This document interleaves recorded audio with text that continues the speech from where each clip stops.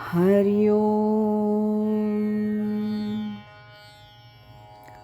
पूजनीय स्वामीभक्त डॉक्टर सुषमाताई वाटवे यांनी लिहिलेल्या स्पर्श परिसाचा या ग्रंथमालिकेतील 3ऱ्या भागाचं वाचन आपण ऐकत आहोत. आज यातील प्रकरण 7वं, बालकेंद्रात स्वामी माधवनाथ, याचं वाचन ऐकूया. स्वामी म्हणतात, बालमित्रांनो, इथे यायला, तुमच्यामध्ये बसायला, बोलायला मला खूप आनंद वाटतो.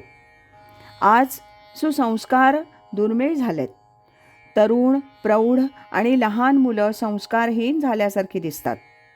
त्याचं कारण संस्कार ज्यांनी घडायचे ती माध्यमच थोडीफार दूषित झालेली आहेत.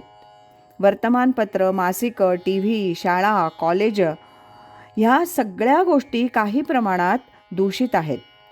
जे शिक्षण वस्तुतः लहान वयापासून मुलांना मिळायला पाहिजे ते शिक्षण शाळेमध्ये आज मिळत नाही. घरात देखील मिळत नाही, कारण आईवडिलांना वेळ नाही, दोघंही कामावर जाणार. अशा परिस्थितीत अत्यंत आवश्यक ते संस्कार मुलांवर होणं दुर्मिळ झालं आहे. ते संस्कार व्हावेत यासाठी आपली ही बालकेंद्र आहेत. अनेक मंडळी मोठ्या आवडीनं, हिरिरीनं, तन मन धन ओतून हे बालकेंद्राचं काम करत आहेत. या कामात यश तुमच्यामुळे त्यांना मिळतंय. तुम्ही मुलांनी प्रथम उत्तम विद्यार्थी व्हावं, त्यानंतर उत्तम तरुण व्हावं, मग उत्तम नागरिक व्हावं. उत्तम विद्यार्थी व्हायचं तर त्यासाठी काही गोष्टी आवश्यक आहेत. आपला अभ्यास उत्तम करणं, वडील मंडळींच्या आज्ञा पाळणं, बालकेंद्रात उपस्थित राहणं, रात्री लवकर झोपणं, सकाळी लवकर उठणं हे आवश्यक आहे. टी व्ही फार बघायचा नाही, डोळ्यांवर त्याचा वाईट परिणाम होतो. हल्ली टी व्हीवर जे दाखवलं जातं त्याचा वाईट परिणाम आपल्या मनावरही होतो. तेव्हा जे चांगलं, लहान वयात उपयोगी असे जे कार्यक्रम असतील तेवढेच मुलांनी बघावे. मुलांनी चहा, कॉफी इत्यादी पेय घेऊ नयेत. परमेश्वरानं पिण्यास योग्य अशा 2 वस्तू निर्माण केल्यात, दूध आणि पाणी. या 2च गोष्टी प्यायच्या, बाकी काही प्यायचं नाही. लहान मुलांनी जितकं चांगलं होता येईल तितकं या वयातच झालं पाहिजे. इंग्रजीत एक म्हण आहे, child is the father of man. मुलं चांगली नसतील तर चांगले तरुण निर्माण होणार नाहीत आणि त्यातून प्रौढ नागरिक चांगले होणार नाहीत. तेव्हा लहान वयापासूनच चांगले संस्कार व्हायला हवे.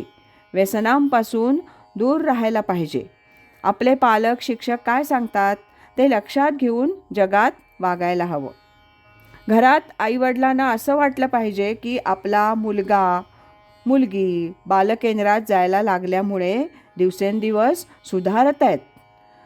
मुलं अधिक चांगली, नम्र, शांत झाली आहेत. दंगामस्ती, मारामाऱ्या करत नाही आहेत. असं आईवडिलांचं, गुरुजींचं प्रशस्तीपत्र मुलांना मिळालं पाहिजे. आपल्या अभ्यासाबरोबरच नित्यनेमानं दररोज 5-10 मिनिटं परमेश्वराचं स्मरण करायचं आहे. 5-10 मिनिटं डोळे मिटून शांतपणे ध्यानाला बसायचं आहे. रोज याची सवय केल्याशिवाय हे होणार नाही. तेव्हा याप्रमाणे दिवसभराचा निश्चित कार्यक्रम ठरवून तो नियमितपणे पार पाडण्याची सवय देहाला, मनाला लावली पाहिजे. असं जर काही वर्षानुवर्ष करीत राहिलात तर तुम्ही समाजाचे, राष्ट्राचे चांगले नागरिक बनाल. समाज सुस्थिर पायावर उभा राहील. जी मंडळी तुमच्यासाठी एवढे कष्ट घेत आहेत त्यांनाही तुम्ही चांगलं झालेलं पाहून खूप आनंद होणार आहे. परमेश्वराचे, संत सज्जनांचे तुम्हाला पूर्ण आशीर्वाद आहेत. आनंदानं जगा.